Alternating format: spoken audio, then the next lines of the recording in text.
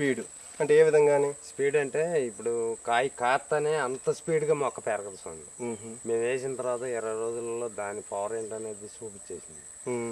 కథమ దానికేమో ఇప్పుడు మామూలుగా మేము విజయ గ్రోమర్ వేసి యూరియా పొటాష్ వేసాము దానికి. ఇక మళ్ళా ఈ డిఏపి వాటి జోలికి వెళ్ళలేదు స్వామి. కాంప్లెక్స్ ఎరువుల జోలికి వెళ్ళకోకుండా అచ్చంగా దీంతోనే విజయ గ్రోమర్ ఆ కట్టలతోనే దీన్ని ఈ సంవత్సరం మాకు చాలా తక్కువలో పంట చేతికి వచ్చింది.